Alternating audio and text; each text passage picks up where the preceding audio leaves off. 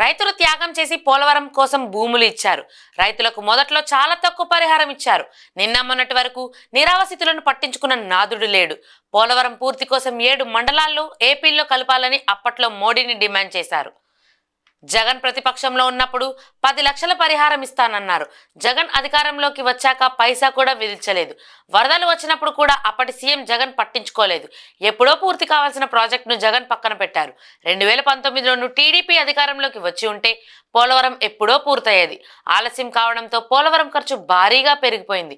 నేను సోమవారాన్ని పోలవరంగా మార్చుకుని పనిచేశా. 5 ఏళ్లలో 33 సార్లు పోలవరాన్ని సందర్శించాను. వీలైనంత త్వరగా పరిహారం ఇచ్చే ప్రయత్నం చేస్తాం. కొందరి పేర్లు తొలగించారని బాధితులు చెబుతున్నారు. పేర్ల తొలగింపుపై విచారణ జరిపించి తగిన చర్యలు తీసుకుంటాం. 2027 నాటికి పునర్వాసాలు పూర్తి చేస్తానని సీఎం చంద్రబాబు అన్నారు. నిన్నటి వరకు 5 సంవత్సరాలు బాధితుల్ని పట్టించుకున్న సందర్భమే లేదు. మీకోసం ఆలోచించిన దాఖలాలు లేవు.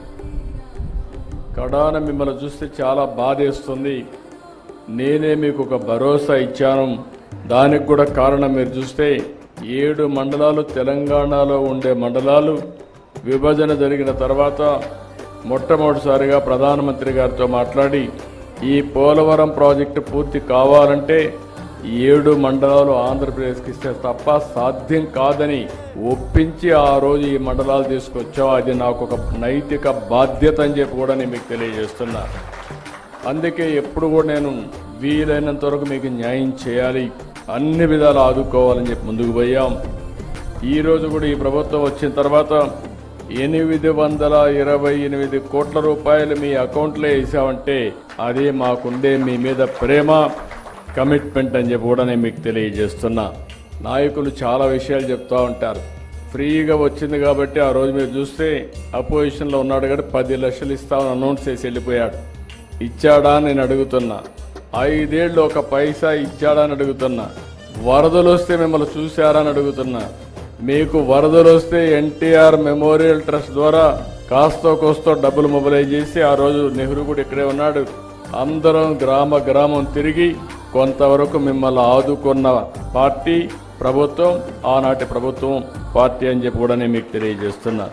మాకు కూడా ఆరణాలు పడ్డాయి. మంచిగా సంతోషంగా ఉన్నాం సారు. రోడ్లు సీసీ రోడ్లు పోసారు. మంచిగా ఇంటింటికి కూడా పైపులని అన్ని తార్ రోడ్లు కూడా మంచిగా పోసుకుంటూ వస్తున్నారు సార్. ఇన్ని సంవత్సరాలు కూడా 5 సంవత్సరాలు కూడా మేము ఆ గోతులల్లా చాలా ఇబ్బంది పడ్డాం సార్. అసలు ఏమీ కూడా లేదు. ఇప్పుడు సీసీ రోడ్లు పోసుకుంటూ వస్తున్నారు. మంచిగా ఆర్ఆర్ ప్యాకేజ్ పడ్డది అనుకూలంగా. మేమందరం కూడా సంతోషంగా ఉన్నాము. మన ప్రభుత్వం వచ్చిందన్న ధైర్యంతో అసలు మేమైతే ఎంత ఉత్సాహంగా ఉన్నామంటే సార్ అసలు మామూలుగా లేము సార్. ఇన్ని సంవత్సరాలు కూడా మేము ఒక మహిళలయ్యి ఒక డోగ్రా సభ్యులు అయ్యి ఎంతో ఇబ్బంది పడి సార్ అసలు మేము మా కష్టాలు ఎవరికి చెప్పుకున్నా కూడా పట్టించుకునే వాళ్ళు కాదు. ఇప్పుడు మన కష్టాలు తీరవటానికి మన ఇంటి ముందే ఉన్నట్టు అనిపిస్తుంది సార్. మాకు మీరు వచ్చిన కాడి నుంచి అసలు ఎంతో ఉత్సాహంగా ఉంది సార్ మాకైతే.